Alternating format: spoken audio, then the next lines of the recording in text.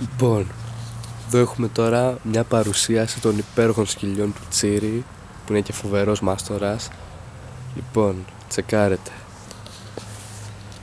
Ο Δίας καταρχάς.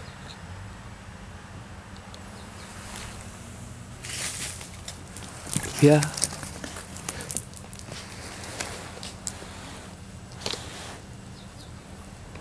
Πανέμορφο σκυλί. Μετά η τρελή η Ζουζού μας. Ζουζού.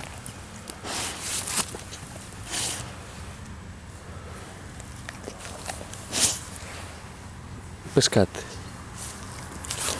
Τους θαυμαστές σου.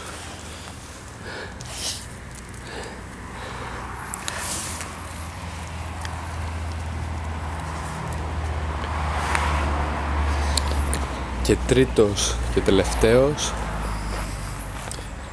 ένας ακόμη πιο παλαβός, μόλις βγήκε από το ψυχιατρίο, ο Μάρκος.